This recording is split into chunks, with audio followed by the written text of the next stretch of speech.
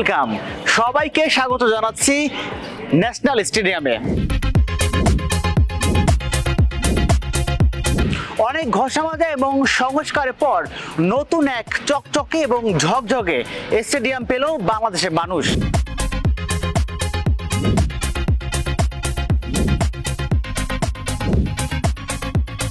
যেখানে আগামী 10 জুন বাংলাদেশ মাঠে নামবে সিঙ্গাপুরের বিপক্ষে।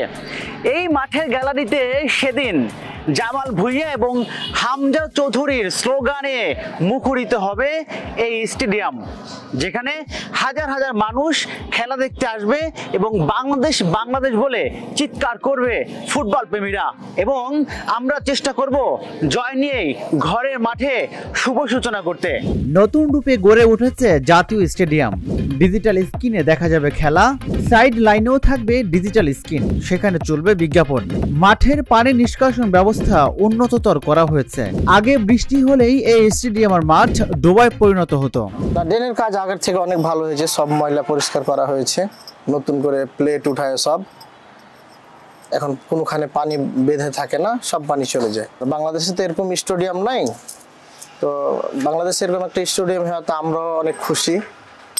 দেশে একটা বড় স্টেডিয়াম হয়েছে, ভালো লাগতেছে। হ্যাঁ, দর্শকরা তো অবশ্যই স্টেডিয়াম পছন্দ করবে। এখনই অনেক মানুষ আসে দেখতেছে, অনেক মানুষ বাইরে থেকে এসে দেখে, ভালো লাগতেছে। আমরা তো সব সময় আশা করি বাংলাদেশ ভালো করুক, এটাই আমাদের প্রত্যাশা।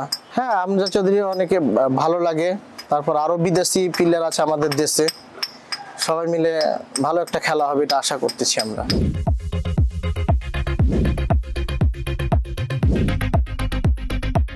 ফুটবল ম্যাচ খেলার জন্য যেরকম ঘাস, যেরকম মাঠ হওয়া দরকার, ঠিক ওইভাবে কি কর্তৃপক্ষ করতে পেরেছে? হ্যাঁ, they have done a great job. মানে ফুটবল ডেভেলপমেন্টের জন্য, ফুটবল খেলার জন্য যে পরিবেশ দরকার সেটা অলরেডি তৈরি হয়ে গেছে। এবং সত্যি কথা বলতে কি, এই মাঠ দেখে আমাদেরই লোভ লাগছে যে আমরা কেন এই এত সুন্দর মাঠ আমরা পেলাম না। আমরা বিদেশের মাটিতে এই ধরনের মাঠে আমরা খেলেছি, বাট বাংলাদেশে যখন এসেছি আমাদের একটা মাঠ ছিল, মাঝখানে আপনার পিচ ছিল, ক্রিকেটের পিচ ছিল, তারপরে ওই পিচের উপর যেতেই ভয় লাগতো যে গেলেই আমরা ওখানে পড়ে যাব এবং পা আটকে হয়তো ব্যথা পেয়ে যাব, এরকম একটা পরিবেশ ছিল।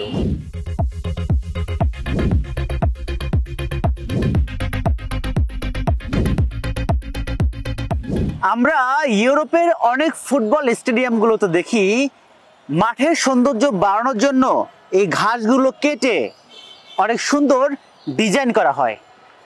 ঢাকার এই জাতীয় স্টেডিয়ামে সেরকম এই ফ্লেভার আনার চেষ্টা করেছে কর্তৃপক্ষ। মাঠের ঘাসগুলো কেটে অনেকটা ইউরোপিয়ান ফুটবলের সেই ফ্লেভার আনার চেষ্টা করেছে এই মাঠ কর্তৃপক্ষ।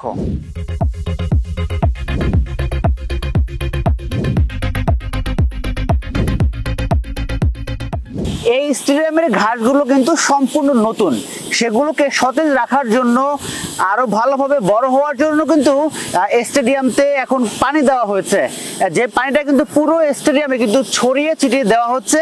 আর এই স্টেডিয়ামের ঘাস কিন্তু বিদেশ থেকে আনা, কয়েকটা দেশ থেকে আনা। আন্তর্জাতিক মানের প্রেস বক্সের পাশাপাশি বদলে গেছে গ্যালারির আসন। নতুন ফ্লাড লাইটের আলোয় আলোকিত হবে স্টেডিয়াম। জাতীয় স্টেডিয়ামে শেষবার আন্তর্জাতিক ম্যাচ হয় 2020 সালের নভেম্বরে। দর্শকরা যখন মাঠে ঢুকবে, এই মাঠটা দেখার পর তারা কি বড় একটা সারপ্রাইজড হবে? না, ডেফিনেটলি। এত সুন্দর পরিবেশ, এত সুন্দর একটা এনভায়রনমেন্ট তৈরি করেছে বর্তমান যারা কমিটিতে আছে, ডেফিনেটলি তারা শাবাশি পাওয়ার যোগ্যতা রাখে। এবং একটা এই সুন্দর পরিবেশে আশা করি আমাদের দল খুব ভালো ফুটবল উপহার দেবে জাতিকে। আপনার চোখে যেই টাকা মানে খরচ হচ্ছে স্টেডিয়ামকে সংস্কার করার জন্য, ওই টাকা দিয়ে আরেকটু বেটার করা যেত কিনা, বা যেটা করেছে এটা ঠিক আছে কিনা? না, পরিবেশ এবং খেলার যে এনভায়রনমেন্ট তৈরি করেছে এটা ডেফিনেটলি ফুটবলের অনুকূলেই আছে, বাট আরও আগেই শেষ করতে পারতো, অনেক লেন্দি হয়ে গেছে এটা। আর সব থেকে বড় ব্যাপার কি, আরও আমি জানি না ভিতরে ফ্যাসিলিটিসটা কি কেমন হয়েছে, বিশেষ করে আমাদের ড্রেসিং রুমগুলো যেগুলো, সেগুলো বিদেশি স্ট্যান্ডার্ডে নিয়ে যেতে পেরেছে কিনা আই মিন ডাউট। বাট নিয়ে যাওয়া উচিত। নেপালের বিপক্ষে দুটি প্রীতি ম্যাচ খেলে বাংলাদেশ। প্রথম ম্যাচে 2-0 গোলে জিতলেও পরের ম্যাচে গোল শূন্য ড্র করে লাল সবুজের জার্সিধারীরা। এখন একটা ন্যাশনালের একটা আপনার আসছে যে একটা লুকে একটা আসছে যে ন্যাশনালের যখন চেঞ্জ হয়েছে এজন্য আর কি আপনার একটা লুকে আসছে ন্যাশনালের একটা।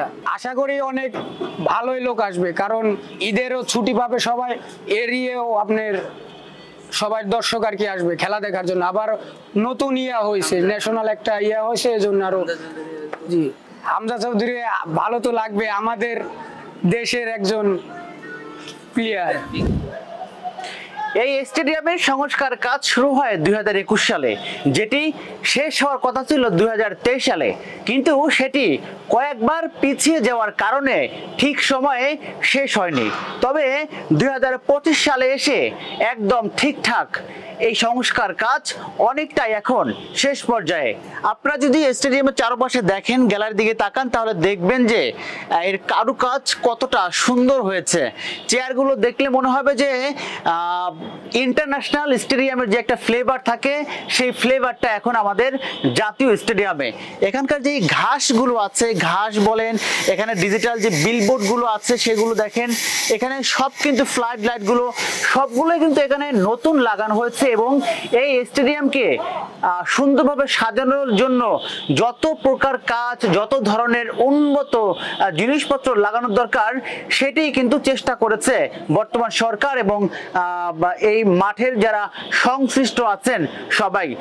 যেই মাঠে আগামী 10 জুন জামাল ভুঁইয়ারা মাঠে নামবেন সিঙ্গাপুরের বিপক্ষে, সেখানে কিন্তু এই মাঠে দর্শকরা এসে খেলা দেখবেন এবং নতুন যে স্টেডিয়ামটা, নতুনভাবে যে সাজানো হয়েছে স্টেডিয়ামটা, সেই স্টেডিয়ামটা দেখে কিন্তু তারা অনেকটাই খুশি হবেন। এবং বাংলাদেশ দল চাইবে এখানে নতুন স্টেডিয়ামটায়, নতুন রূপে যে সাজানো হয়েছে সেই স্টেডিয়ামটায় সিঙ্গাপুরের বিপক্ষে জয় দিয়ে শুভকামনা করার জন্য। এবং বাংলাদেশের মানুষও চাইবে এই মাঠ থেকে যেন বাংলাদেশ সেই ম্যাচে 10 জুন সেই ম্যাচে জয় নিয়ে ঘরে ফেরে। এরপর থেকেই আন্তর্জাতিক ম্যাচ শূন্য এই স্টেডিয়াম। হোম ভেন্যু হিসেবে সিলেট জেলা স্টেডিয়ামে কয়েকটি ম্যাচ খেলেছে বাংলাদেশ। এরপর 2023 সালের সেপ্টেম্বর থেকে বসুন্ধরা কিংস অ্যারেনায় হয় বাংলাদেশের হোম ভেন্যু। আমার ডান পাশে বসা হামজা চৌধুরী আর বাম পাশে বসা জামাল ভুঁইয়া আগামী 10 জুন ফুটবল ম্যাচের দিন এভাবেই বসতে পারেন এই দুই ফুটবলার। এখানে ফুটবলাররা বসেন, এটাকে বলে ডাগ আউট। এখান থেকেই ফুটবলাররা মাঠে নামেন, আবার মাঠ থেকে এসে আবার এখানেই বসেন। এই চেয়ারগুলো কিন্তু অত্যন্ত আধুনিক এবং উন্নত মানের চেয়ার। বিদেশের যেই ক্লাবগুলো আছে সেই ক্লাবগুলোতে আরো ভালো মানের চেয়ার থাকলেও এই চেয়ারগুলো কিন্তু খুব একটা খারাপ না। এই চেয়ারগুলো কিন্তু খুব একটা ভালো, আর বসতেও কিন্তু অনেকটা আরামদায়ক।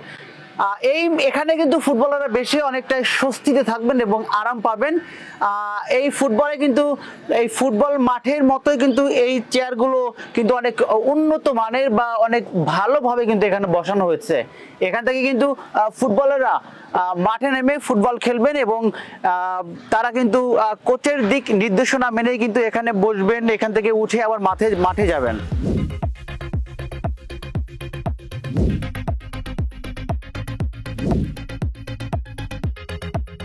এত সুন্দর মাঠ দেখে এশিয়ার কোন স্টেডিয়ামের কথা মনে পড়ছে, বা আমি যদি বলি যে এশিয়ার ভিতরে বাংলাদেশের মাঠটা কোন জায়গায় রাখবেন?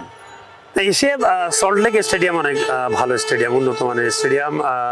থাইল্যান্ডের মাঠটা অনেক সুন্দর, সিঙ্গাপুরেও মাঠটা ভালো মাঠ।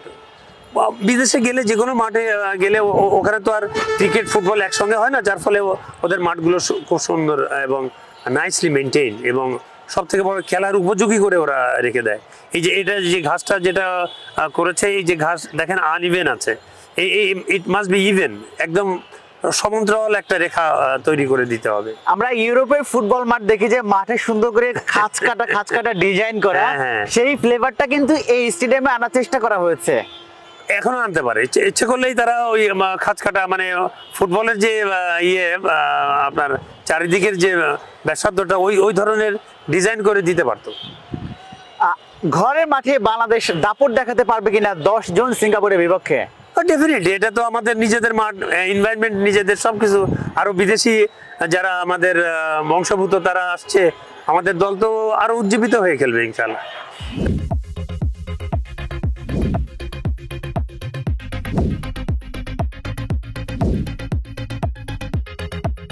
জাতীয় স্টেডিয়ামের এই ফাঁকা গ্যালারিগুলো আগামী 10 জুন কানায় কানায় পূর্ণ হয়ে যাবে। জামাল ভুঁইয়া, হামজা চৌধুরীর নাম নিয়ে দর্শকরা উল্লাসে মাতবে। বাংলাদেশ চাইবে সিঙ্গাপুরের বিপক্ষে জয় নিয়ে ঘরে ফিরতে। এই গ্যালারিগুলো কানায় কানায় পূর্ণ হয়ে যাবে দেশের বিভিন্ন জায়গা থেকে আগত ফুটবল প্রেমীদের দিয়ে। এখানে বসে খেলা দেখবে বাংলাদেশের হাজার হাজার ফুটবল ভক্ত। এই নতুন স্টেডিয়ামে এসে তারা মন উজাড় করে, মন ভরে সেই ফুটবল ম্যাচটি উপভোগ করতে পারবেন। দীর্ঘদিন পর জাতীয় স্টেডিয়ামে খেলতে নামবে বাংলাদেশ জাতীয় ফুটবল দল। আগামী 10 জুন এশিয়ান কাপ বাছাইয়ের ম্যাচে মুখোমুখি হবে সিঙ্গাপুরের। রাজিবুল ইসলাম, ঢাকা জার্নাল, ঢাকা।